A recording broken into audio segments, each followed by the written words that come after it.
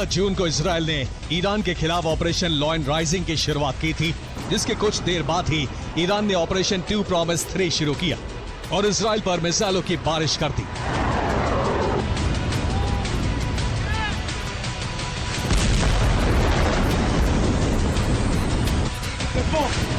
बारह दिनों तक चली इस जंग में ईरान हो या इजराइल, दोनों को बड़ा नुकसान उठाना पड़ा। जंग में ईरान के 657 से 800 लोगों की मौत हो गई, वहीं इजराइल के 24 से 30 लोग मारे गए। मरने वालों में ईरान के 200 से 365 सैनिक थे, जबकि इजराइल के सैनिकों की मौत से जुड़ा कोई आंकड़ा अब तक सामने नहीं आया है। घायलों की बात करें तो ईरान में 2500 से 3500 लोग घायल हुए, जबकि इजराइल में 804 लोगों के घायल होने की खबर है। इजराइल के ईरान पर हमले की वजह थी उसकी परमाणु और सैन्य शक्ति को खत्म करना, जिसके लिए इजराइल ने बेहद ही सटीक हमले किए और ईरान को जबरदस्त नुकसान पहुंचाया।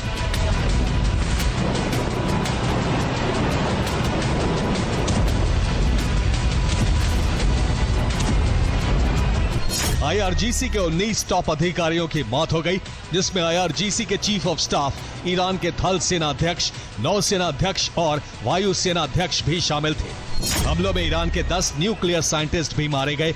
ईरान के नतांज, फोर्दो और इस्फहान परमाणु ठिकानों को बड़ा नुकसान पहुंचा है। वहीं ईरान ने अराक वाटर रिएक्टर और तेहरान रिसर्च सेंटर को तबाह कर दिया।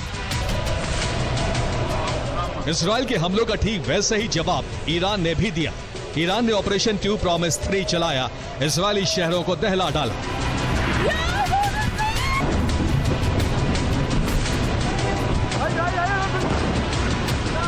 इजराइल के तेल अवीव, हाइफा और बीर शेवा शहर को जबरदस्त नुकसान पहुंचा है। इसके अलावा इजराइल की कई प्रमुख इमारतों को तबाह कर डाला, जिसमें मोसाद हेडक्वार्टर, आईडीएफ हेडक्वार्टर, तेल अवीव स्टॉक एक्सचेंज और सरोका मेडिकल सेंटर शामिल है। साथ ही हाइफा बंदरगाह, हाइफा नौसैनिक अड्डे और तेल रिफाइनरी को भी नुकसान पहुंचा है। अमेरिका इस जंग में सीधे तौर पर आखिरी 24 घंटों में शामिल हुआ था। ऐसे में अमेरिका को सैन्य मोर्चों पर कोई नुकसान नहीं पहुंचा, लेकिन इजराइल ईरान युद्ध में अमेरिका को जो नुकसान पहुंचा है वो इससे भी बड़ा है।